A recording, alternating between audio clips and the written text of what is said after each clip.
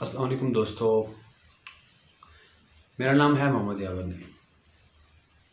सबसे पहले मैं वीडियो में एक बात क्लियर कर देना चाहता हूँ कि इस वीडियो को बनाने का मकसद ना कोई व्यूज़ लाना है, ना ही कोई इसका कोई और हिडन किस्म का मकसद है। सिर्फ महज एक कैथारसिस, अपने दिल की तकलीफ़ को कम करने के लिए मैं ये वीडियो बना रहा हूँ कि अब इतना घुटन वाला माहौल है, आसपास इतनी घुटन है, इतनी सख्ती है कि समझ नहीं आ रही बंदा क्या करे और फिर अपनी आवाज़ कहाँ पहुँचाए। तो फिर बेहतर यही हल होता है इंसान के पास कि इंसान अपनी आवाज़ कहीं ना कहीं निकाल दे, ताकि उसके अंदर की तकलीफ़, उसके अंदर का दुख, उसके अंदर का गम ख़त्म हो जाए। अब बात यह है कि जैसा कि सब जगहों पे चल रहा है कि हमारी एक बहन के साथ ज़्यादती हुई। बहुत से सवाल उठते हैं और इसके बहुत सारे कॉन्टेक्स्ट भी हैं। कोशिश ये रहेगी कि मैं अपनी आवाज़ में इमोशंस से ज़्यादा रैशनैलिटी की बात करूं, लेकिन डेफिनेटली मेरे जज्बात को ठेस पहुंची है बहुत शदीद किस्म की, तो उसके लिए मुझे कुछ ना कुछ जज्बाती अल्फाज निकल सकते हैं। लेकिन पॉइंट्स क्या हैं? पॉइंट, सबसे पहला पॉइंट यह है कि हम फ़िक्र करते हैं इन चीज़ों की कि जिसके साथ कोई ज़्यादती हो जाए या कोई इस तरह का मामला हो जाए। इसमें अब दो बातें हैं।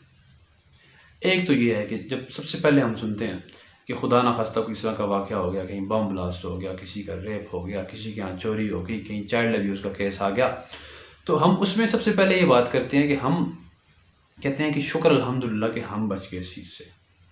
हालाँकि एक बात का ख़्याल रखना चाहिए, एक बात ज़हन में होनी चाहिए हमेशा कि आज जो हम कह रहे हैं कि शुक्र है हम बच गए, हो सकता है कि गुज़श्ता कल जिन लोगों के साथ आज ये वाक़या हुआ है, वो ये कह रहे हों कि शुक्र है हम बच गए। तो कहने का मकसद ये है कि इस चीज़ की शर से कोई बचा हुआ नहीं है। अब दूसरी बात ये है कि हम किस हद तक इस चीज़ पे रिएक्ट करते हैं। हमारा रिएक्शन महज ट्रेंड होता है, ट्विटर के ट्रेंड की तरह। एक हमारे कंट्री में एक ट्रेंड चल रहा होता है पैरेलल, एक टाइम पे एक ट्रेंड चल रहा होता है और कुछ अरसे बाद जैसे ही कोई इस तरह का वाक़या हो या कोई इस तरह का मामला हो, उसके जो केस हैं, उसकी फाइल्स जिस तरह आर्काइव्स में चली जाती हैं, उसी तरह वो वाक़या हमारे ज़हनों के आर्काइव्स में चला जाता है और हम वो भूल जाते हैं।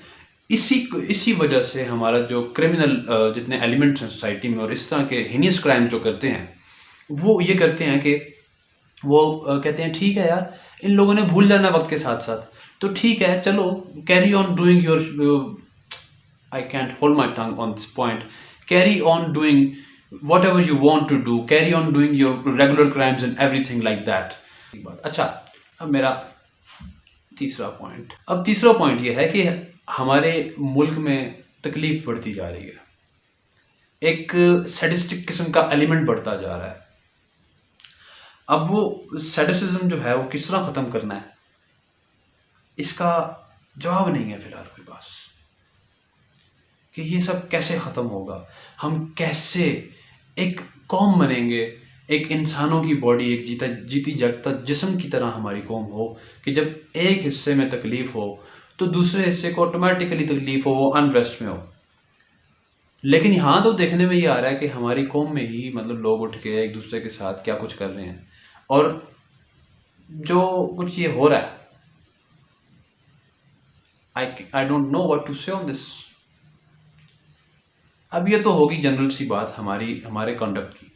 अब चलते हैं उस वाक़ये की तरफ। उस वाक़ये की वजह से हमारी उस बहन को बहुत तकलीफ़ हुई, डेफिनेटली। न सिर्फ उसके जिस्म को तकलीफ़ देगी बल्कि उसकी रूह को ज़ख्मी किया गया। साथ ही साथ उसके दो बच्चे अपनी माँ की सिसकियाँ सुन रहे थे रात को।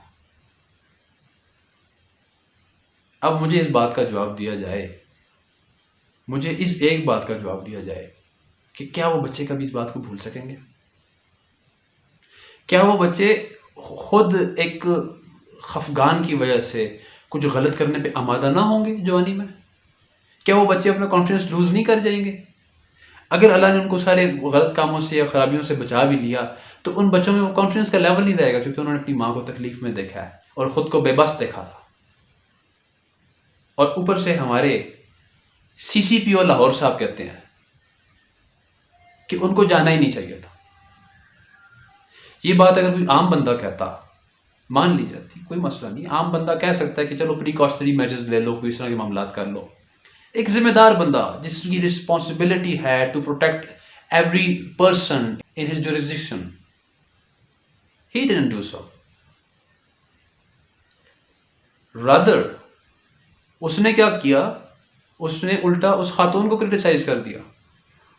तो क्या ये क्रिमिनल्स को, टेररिस्ट को, क्या ये उनको मोटिवेट करने के लिए नहीं था? ये बहरहाल उनकी तो जो कुछ उनके साथ हो रही है बहुत सुथरी हो रही है। अब आगे चलते हैं कि इस मसले को काउंटर कैसे किया जाए। इस मसले को काउंटर करने के लिए हमने बहुत सारी बातें सुनते हैं, मीडिया पे सुनते हैं, कि न्यूज़ पे सुनते हैं, दिस एंड दैट, कि हमने ये ऐप बना लिया हम, और उसके अलावा हमने ये वाला लॉ पास कर दिया, सारी तमाम कहानियाँ। मेरे जहन में एक आउटसाइड द बॉक्स, जो मेरे अपने जहन में एक आइडिया आया था, वो ये था कि मैं अपने सर्कल के लोगों को जानता हूँ, मैं वाकिफ़ हूँ मेरे सर्कल के लोग किस तरह के हैं, किस कुमाश के लोग हैं। मेरे फर्स्ट कज़न, मेरे सेकंड कज़न, मेरे थर्ड कज़न, इवन मेरे फोर्थ कज़न्स के बारे में मुझे पता है कि what are they doing nowadays, और उनकी क्या कमाश है, किस तरह के हैं। इसी तरह हर बंदे को पाकिस्तान, क्योंकि एक जॉइंट फैमिली सिस्टम तो खैर अब नहीं रहा, लेकिन ये है कि फैमिली कनेक्टेड रहती है आपस में, जितने रिलेटिव्स होते हैं, तो उनको एक दूसरे का पता होता कि क्या होगा, ये बंदा क्या कर रहा होगा, वो बंदा क्या कर रहा होगा, इस तरह तमाम मामलात का उनको पता होगा। तो लोग क्या करते हैं, लोगों को पता होता है अपने इस तरह के रिश्तेदारों का, जो इस तरह के भेड़िया सिफ्त लोग होते हैं, और वो उनकी बातों पे अनफॉर्चुनेटली पर्दा डालते हैं। अब वो पर्दा डालने का मतलब क्यों था, पर्दा डालने का क्या मकसद है? पर्दा डालने का मकसद ये है कि उनकी फैमिली का नाम ख़राब हो रहा होता है उनके नज़दीक, गो कि ये एक डॉगमा बना हुआ है। फैमिली का नाम क्या चीज़ है? इंसानियत सबसे पहली चीज़ है।